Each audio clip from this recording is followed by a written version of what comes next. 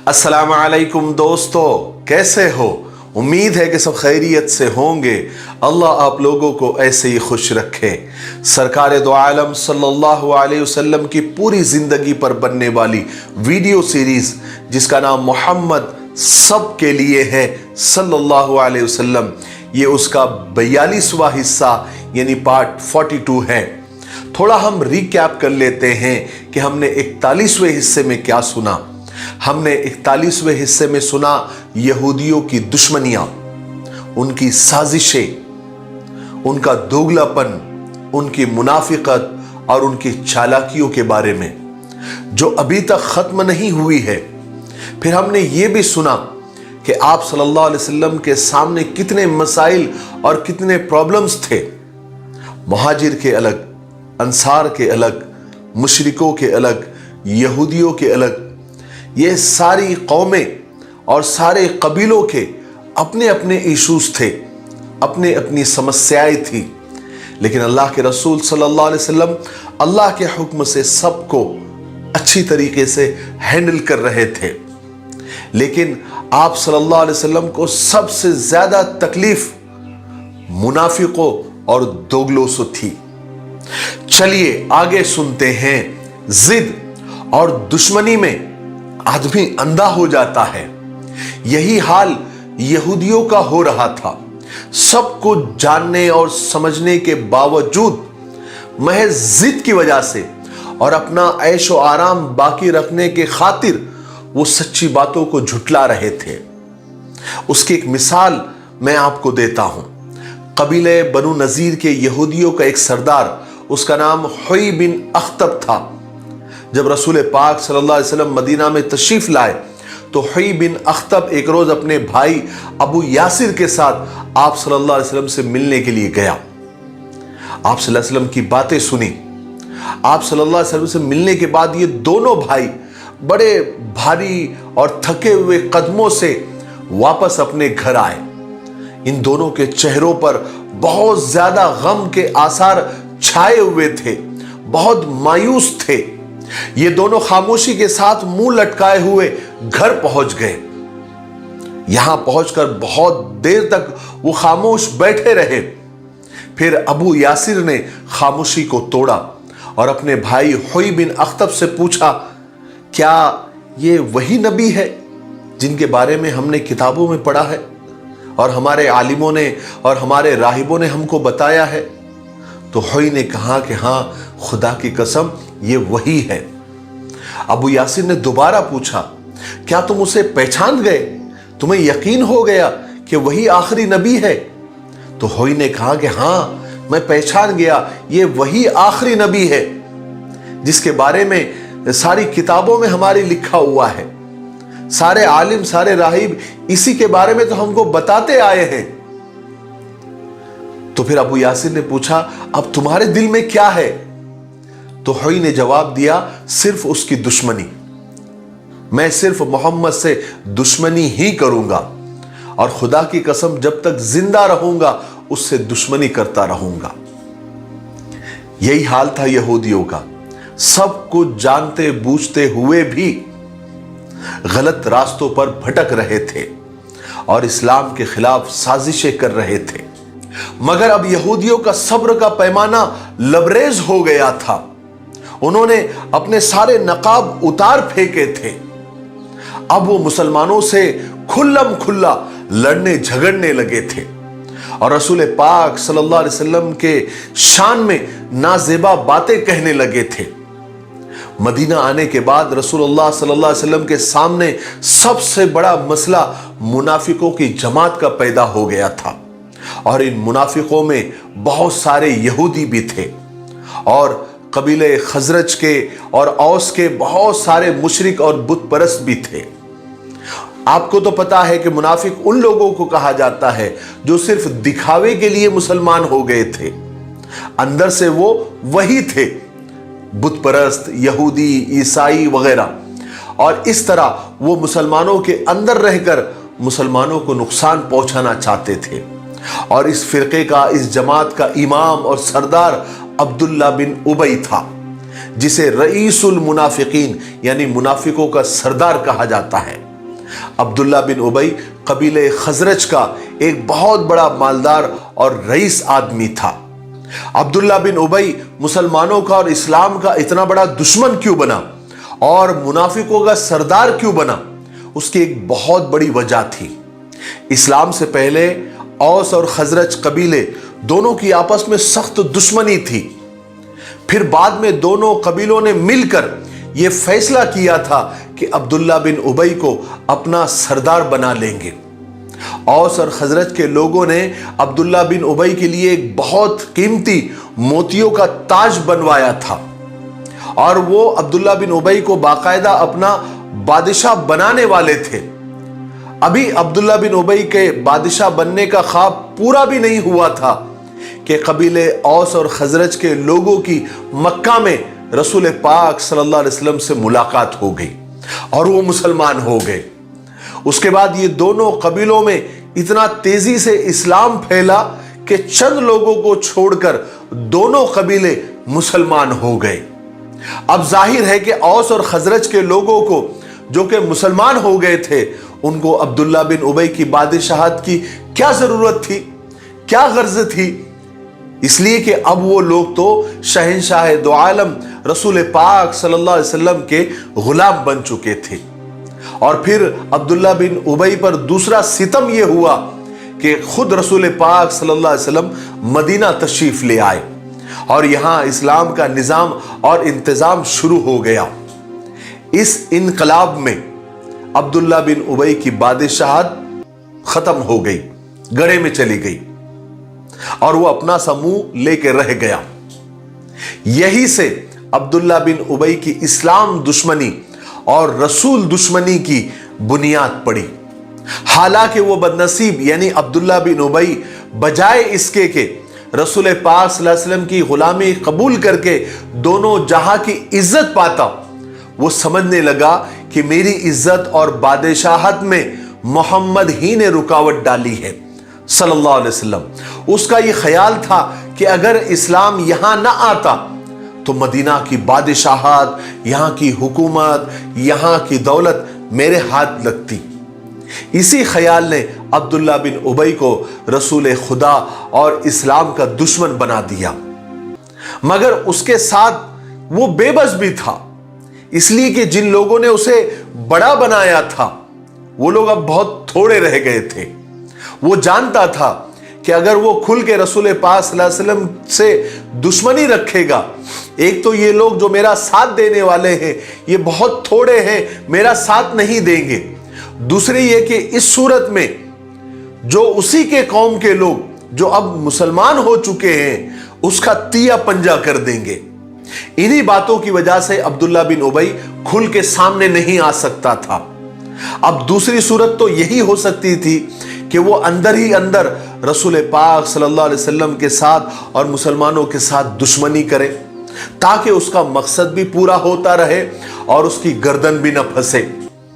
اس لیے اس نے یہ تدبیر کی کہ وہ ظاہر میں مسلمان ہو جائے اور دل سے رسول اللہ صلی اللہ علیہ وسلم کا اور مسلمانوں کا دشمن رہے۔ اس طرح وہ ہر وقت رسول پاک صلی اللہ علیہ وسلم کے ساتھ بھی رہ سکے گا اور مسلمانوں کے ساتھ مل جل بھی سکے گا۔ نتیجہ یہ ہوگا کہ وہ الٹے سیدھے سوالوں سے آپ صلی اللہ علیہ وسلم کو پریشان بھی کرتا رہے گا اور عام مسلمانوں کو اسلام کے خلاف اور رسول پاک صلی اللہ علیہ وسلم کے خلاف بھڑکانے کی کوشش بھی کرتا رہے گا۔ یہی سوچ کر، یہی خیال کر کے عبداللہ بن ابی ایک دن رسول پاک صلی اللہ علیہ وسلم کی خدمت میں حاضر ہو کر اس نے ایمان قبول کیا اور مسلمان ہو گیا، مگر دل سے نہیں، صرف دکھاوے کے لیے، ظاہر میں۔ اس کے بعد اوس اور خزرج کے کچھ لوگ جو ابھی تک ایمان نہیں لائے تھے وہ بھی منافقوں کی ٹولی میں شامل ہو گئے۔ یہ خبر یہودیوں کے کچھ لوگوں کو ملی تو وہ بھی ان کی اچھی خاصی تعداد منافقوں کے اس ٹولی میں، اس گروہ میں شامل ہو گئی، کیونکہ وہ تو پہلے سے ہی رسول پاک صلی اللہ علیہ وسلم اور مسلمانوں کے خلاف ادھار کھائے ہوئے بیٹھے تھے۔ منافقوں کی ایک اچھی خاصی تعداد مدینے میں پیدا ہو گئی جو اپنی حرکتوں سے، اپنے سوالوں سے اور اپنے کام سے رسول پاک صلی اللہ علیہ وسلم کو اور مسلمانوں کو تنگ کرتی رہتی تھی۔ اور ہمیشہ یہ لوگ اس کوشش میں لگے رہتے تھے کہ رسول پاک صلی اللہ علیہ وسلم کے بارے میں غلط سلط افواہیں پھیلائیں، تاکہ مسلمانوں کے دل میں شک اور شبہ اور ڈاؤٹ پیدا ہو سکے اور وہ اسلام سے منہ موڑ لے۔ رسول پاک صلی اللہ علیہ وسلم پر جب بھی اللہ تبارک و تعالیٰ کی طرف سے کوئی وحی نازل ہوتی اور آپ صلی اللہ علیہ وسلم وہ مسلمانوں کو سناتے تو یہ منافقوں کی ٹولی، یہ دوگلوں کی جماعت وہیں پر موجود ہوتی۔ چنانچہ ایسے وقت میں یہ منافق اور یہ دوگلے آپ سے بحث و مباحثہ کرتے اور طرح طرح کے بیہودہ سوالات کر کے آپ کو پریشان کرتے۔ چونکہ منافق ہر وقت مسجد نبوی میں ہی رہتے تھے، مسلمانوں کی طرح ہی نماز پڑھتے تھے، اس لیے شروع میں وہ پہچانے نہیں جا سکے، لیکن بعد میں اللہ تبارک و تعالیٰ نے وحی کے ذریعے آپ صلی اللہ علیہ وسلم کو یہ بتلا دیا کہ مسلمانوں میں اور ایمان والوں میں کچھ منافق اور کچھ دوگلے بھی آ ملے ہیں، جو ایمان والے نہیں ہیں، جو مسلمان نہیں ہیں، بلکہ مسلمانوں کے دشمن ہیں۔ ایک مرتبہ کا واقعہ ہے کہ رسول پاک صلی اللہ علیہ وسلم کی اونٹنی گم ہو گئی۔ آپ صلی اللہ علیہ وسلم نے اور صحابہ نے اس کو تلاش کرنا شروع کیا، ڈھونڈنا شروع کیا، اور یہ بات پورے مدینہ میں پھیل گئی کہ رسول پاک صلی اللہ علیہ وسلم کی اونٹنی گم ہو گئی ہے اور سب مل کر اس کو تلاش کر رہے ہیں۔ تو ایک منافق زید بن نصیب، ایک دوگلا، جب اس کو اس بات کی خبر ہوئی کہ رسول پاک صلی اللہ علیہ وسلم کی اونٹنی نہیں مل رہی ہے اور سب لوگ اس کو تلاش کر رہے ہیں، تو اس کو تو مدعا مل گیا۔ اس نے ایمان والوں کے دل میں شک پیدا کرنے کے لیے، ڈاؤٹ پیدا کرنے کے لیے اسی بات کو مدعا بنانا چاہا۔ اس نے لوگوں میں یہ کہنا شروع کر دیا کہ دیکھو بھائی، کہاں تو محمد یہ دعویٰ کرتے ہیں کہ میرے پاس آسمان سے خبریں آتی ہیں، مگر انہیں یہ تک معلوم نہیں کہ ان کی اونٹنی کہاں ہے۔ اللہ تبارک و تعالیٰ نے زید بن نصیب کی اس بات پر رسول پاک صلی اللہ علیہ وسلم کو وحی کے ذریعے بتایا اور یہ خبر دی کہ اونٹنی فلاں جگہ پر ہے۔ جب رسول پاک صلی اللہ علیہ وسلم کو وحی کے ذریعے یہ خبر معلوم ہوئی تو آپ صلی اللہ علیہ وسلم نے صحابہ سے فرمایا کہ خدا کی قسم میں تو اتنا ہی جانتا ہوں جتنا اللہ تبارک و تعالیٰ نے مجھے بتلایا ہے، اور اسی نے مجھے بتلایا ہے کہ میری اونٹنی فلاں جگہ پر ہے اور اس کی مہار، اس کی رسی ایک درخت میں اٹک گئی ہے، جس کی وجہ سے وہ وہیں پر رکی ہوئی ہے۔ یہ سنتے ہی صحابہ اکرام فوراً اس گھاٹی میں پہنچے جہاں رسول پاک صلی اللہ علیہ وسلم نے بتایا تھا، تو دیکھا سچ میں وہ اونٹنی ایک درخت کے پاس کھڑی ہوئی تھی، رکی ہوئی تھی، اور اس کی مہار، اس کی رسی درخت کے ایک شاخ میں پھنسی ہوئی تھی۔ تو صحابہ نے وہ اونٹنی لے کر آپ صلی اللہ علیہ وسلم کی خدمت میں پیش کر دی۔ اسی طرح منافق اور یہودی مدینے میں مسلمانوں کو اور رسول پاک صلی اللہ علیہ وسلم کو پریشان کرنے میں ہر وقت لگے رہتے تھے، اوٹ پٹانگ سوال کرتے تھے، بیہودہ سوال کیا کرتے تھے، کبھی کبھی آپ صلی اللہ علیہ وسلم سخت ناراض ہو جاتے تھے۔ ایسے ہی ایک مرتبہ کچھ یہودی رسول پاک صلی اللہ علیہ وسلم کو پریشان کرنے کی غرض سے کچھ بیہودہ سوال لے کر آپ صلی اللہ علیہ وسلم کی خدمت میں حاضر ہوئے اور کہنے لگے کہ محمد ایک بات تو بتاؤ، اللہ نے تمام مخلوق کو پیدا کیا، تم کو اور ہم کو پیدا کیا، مگر ایک بات تو بتاؤ محمد، اللہ کو کس نے پیدا کیا؟ نعوذ باللہ من ذالک۔ آپ صلی اللہ علیہ وسلم کو سخت غصہ آیا، اتنا غصہ آیا کہ آپ کے چہرے کا رنگ بدل گیا، مگر اسی وقت اللہ تبارک و تعالیٰ کی طرف سے آپ پر وحی نازل ہوئی اور سورہ اخلاص نازل ہوا۔ اللہ تبارک و تعالیٰ نے فرمایا کہ قل هو اللہ احد اللہ الصمد لم یلد ولم یولد ولم یکن لہ کفوا احد، جس کا ترجمہ یہ ہے کہ اے محمد صلی اللہ علیہ وسلم ان سے کہہ دیجئے کہ اللہ اپنی ذات اور صفات میں ایک ہے، ایکتا ہے۔ اللہ ایک ایسا بے نیاز ہے، وہ کسی کا محتاج نہیں، اس کی کوئی اولاد نہیں اور نہ ہی وہ کسی کی اولاد ہے اور نہ ہی اس کے کوئی برابر ہے۔ جب آپ صلی اللہ علیہ وسلم نے لوگوں کو یہ آیتیں پڑھ کر سنائی تو ان کو ماننا کہا تھا، وہ ماننے کی نیت سے تھوڑی آئے تھے، ان کا مقصد تو پریشان کرنا تھا، ان کا مقصد تو آپ صلی اللہ علیہ وسلم کو دکھی کرنا تھا، اس لیے انہوں نے فوراً دوسرا سوال کہہ دیا۔ دوسرا سوال بھی پہلے سوال سے زیادہ بیہودہ اور بے ڈھنگا تھا۔ انہوں نے کہا کہ محمد ایک بات بتاؤ، اللہ کی صورت کیسی ہے؟ اللہ کا मुंह कैसा है, चेहरा कैसा है, हाथ कैसे हैं, पैर कैसे हैं, बाजू कैसे हैं। रसूल पाक सल्लल्लाहु अलैहि वसल्लम को पहले से भी ज्यादा गुस्सा आया। आप सख्त नाराज हुए, आप सख्त दुखी हुए, इतने दुखी हुए कि अल्लाह तबारक व तआला ने जिब्राइल अलैहिस्सलाम को तसल्ली देने के लिए वही लेकर आप सल्लल्लाहु अलैहि वसल्लम के पास भेजा और जिब्राइल अलैहिस्सलाम ने आकर आपको तसल्ली दी। कभी कभी तो ऐसा होता था कि ये लोग आप सल्लल्लाहु अलैहि वसल्लम के पास आते थे और कहते थे कि मोहम्मद, जैसा कि आप कहते हैं कि आप वाकई अल्लाह के रसूल हैं, तो जरा अल्लाह से कहिए कि हमसे बातें करें, या कम से कम वो आपसे बातें करें और जरा बुलंद आवाज में बातें करें ताकि हम आप दोनों की बातें सुन सके। इतना परेशान करने के बावजूद कुर्बान जाइए रसूल पाक सल्लल्लाहु अलैहि वसल्लम के सब्र पर। फिर भी रसूल खुदा सल्लल्लाहु अलैहि वसल्लम उनको बहुत समझाते, नसीहतें करते, उन्हें सीधा रास्ता दिखाते। आप सल्लल्लाहु अलैहि वसल्लम उनसे फरमाते कि अल्लाह से डरो और ईमान ले आओ। अल्लाह की कसम, तुम जानते हो कि जो कुछ मैं लेकर आया हूं वो हक है, वो सच है। मगर वो लोग इनकार कर देते और कहते कि हम नहीं जानते, हम कुछ नहीं जानते।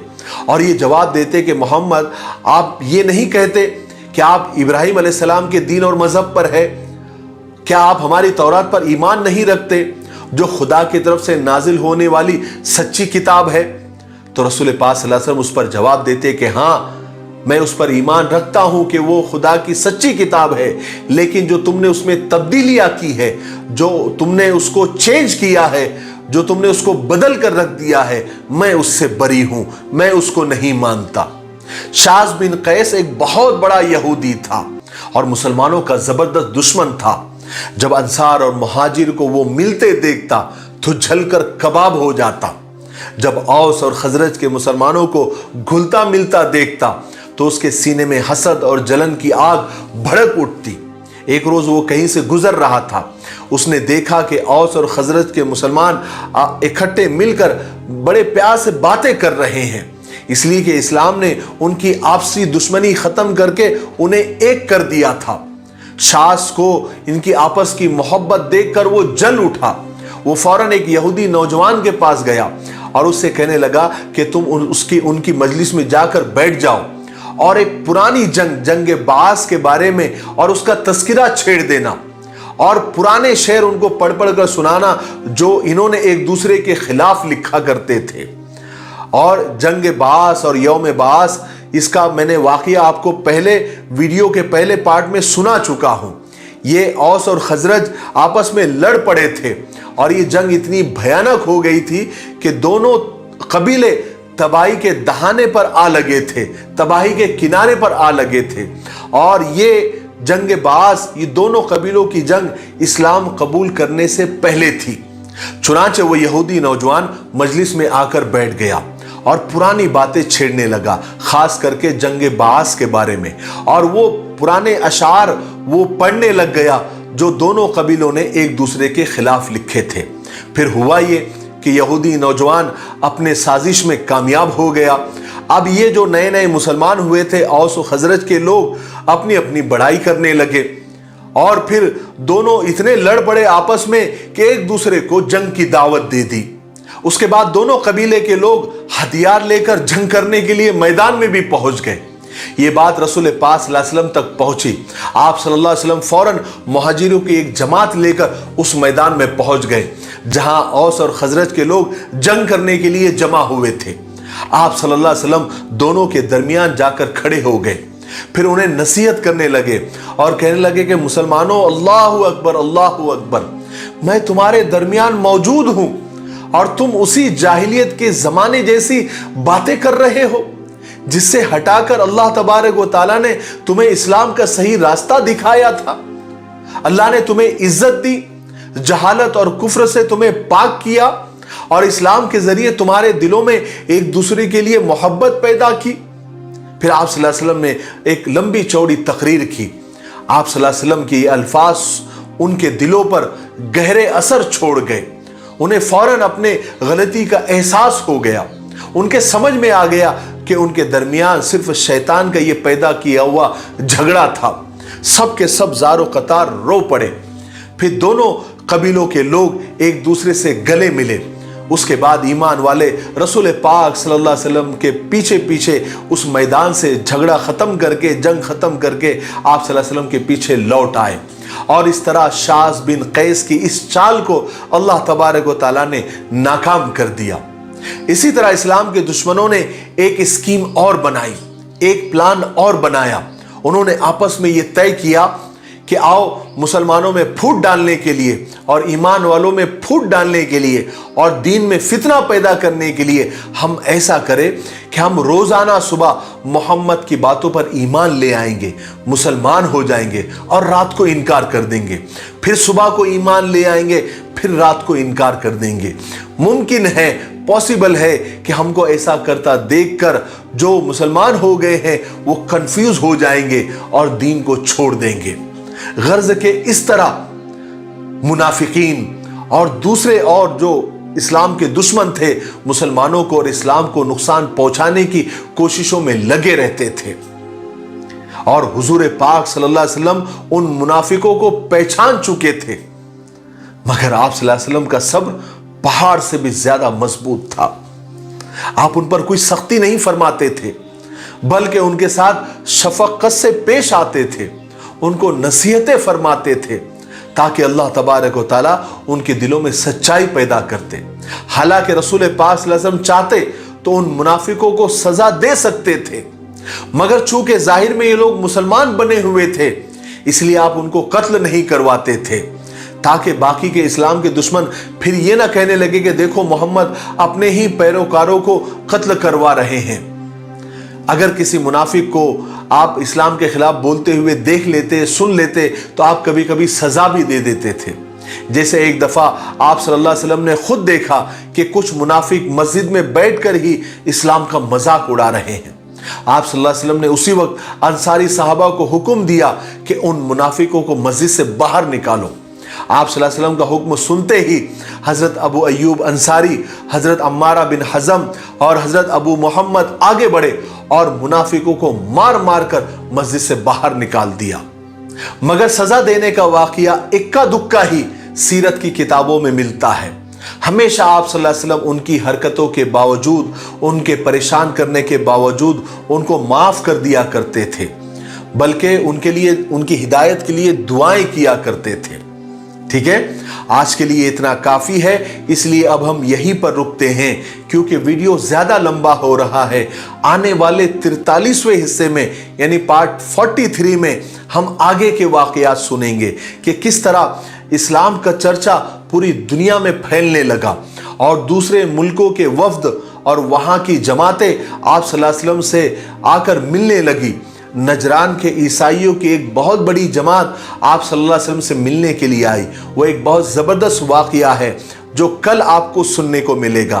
तब तक आप थोड़ा इंतज़ार करें और इस सीरीज़ के वीडियोस को ज़्यादा से ज़्यादा लाइक करें, ज़्यादा से ज़्यादा शेयर करें और ज़्यादा से ज़्यादा आप कमेंट करें। मैं आपके कमेंट पढ़ रहा हूँ। कल के कमेंट्स पढ़कर मुझे इंतहाई खुशी हुई। बहुत सारे लोग, हजारों लोगों ने ये कहा कि हमने 1 से लेकर 41 पार्ट तक सब देखा है और हम अपने फैमिली के साथ देखते हैं। कुछ लोगों ने कमेंट किया कि हम तो 50-50 और 100-100 शेयर करते हैं। तो मुझे इंतहाई खुशी हुई। आप मेरे रिप्लाई का इंतजार न करें, लेकिन शायद ही कोई कमेंट ऐसा होगा जो मैं नहीं पढ़ता हूँगा। आपके चाहे 1 लाइन का कमेंट हो या 4 लाइन का कमेंट हो या 10 लाइन का कमेंट हो, मैं सारे कमेंट्स पढ़ता हूँ। मैं सिर्फ रिप्लाई इसलिए नहीं देता हूँ कि मेरे दिल में ऐसी बात है कि अगर मैं किसी को रिप्लाई दे दूँ और बाकी को न दूँ तो एक तरह से नाइंसाफ़ी होगी, इसलिए मैं रिप्लाई नहीं देता। मैं रिप्लाई देने में थोड़ा कमज़ोर हूँ। हो सकता है कि मैं गलत हूँ, लेकिन अब मेरी आदत ऐसी मुझे पड़ गई है कि कमेंट्स करने में मेरे दिल में ये ख्याल आता है कि दूसरों के साथ नाइंसाफ़ी होंगी, लेकिन मैं आपके सारे कमेंट्स पढ़ता हूँ। इसलिए आपको जो भी मुझ तक मैसेज पहुँचाना है वो आप कमेंट के ज़रिए पहुँचा सकते हैं। दूसरी बात, क्विज कंपटीशन यानी सीरत का सवाल और जवाब का इनामी मुकाबला बहुत जल्द आने वाला है। आपको तो पता है, जैसे ही 50 पार्ट्स कंप्लीट हो जाएंगे आपको क्विज कंपटीशन का एक मुकम्मल वीडियो उसके रूल्स रेगुलेशन के साथ और सवालों के साथ लेकर हम हाजिर होंगे। हमने सारी तैयारियां कर ली हैं, बस हम और आप दोनों मिलकर 50 पार्ट्स कंप्लीट होने का इंतज़ार कर रहे हैं। बहुत आसान होगा लेकिन बहुत इंफॉर्मेटिव, बहुत मालूमाती होगा। यानी आपको पता है, मैं तकरीबन मेरे मुताले के अंदर सीरत की 10 बड़ी बड़ी मुस्तनद और मुदल्लल किताबें हैं। अगर आप वो 50 सवालों के जवाब दे देते हैं, मतलब आपने वो 50 किताबें एक तरह से आपने खंगाल ली, आपने पढ़ ली। इसलिए इस क्विज कंपटीशन में सारे के सारे हिस्से ले, यानी आपके बच्चे भी हिस्सा ले सकते हैं, घर की माँ बहनें भी हिस्सा ले सकती है, और दूसरे मजहब के, दूसरे धर्म के लोग भी अगर इसमें आना चाहे तो आप उनको भी उभार सकते हैं कि वो भी इसमें हिस्सा ले। बस उन्हें यह है कि इन पार्ट्स को अच्छे से और गौर से सुनना होगा। ठीक है, तो आप इस कंपटीशन को जानदार और शानदार बनाने के लिए इसको सपोर्ट भी करें ताकि इसके इनामात और प्राइस ज़्यादा से ज़्यादा हो, ताकि ज़्यादा से ज़्यादा लोग इसमें जुड़े और आप सल्लल्लाहु अलैहि वसल्लम की ज़िंदगी को देखें, पढ़े, सुने। ठीक है, और मुझे अल्लाह तबारक व तआला से पूरी उम्मीद है और आपकी मोहब्बत पर पूरा भरोसा है कि आप ये ज़रूर करेंगे और आप कर भी रहे हैं। अल्लाह तबारक व तआला आपको खुश रखे। मेरे लिए, पूरी उम्मत के लिए और पूरी इंसानियत के लिए खैर और भलाई की दुआ करते रहें। अस्सलामु अलैकुम व रहमतुल्लाहि व बरकातुहू।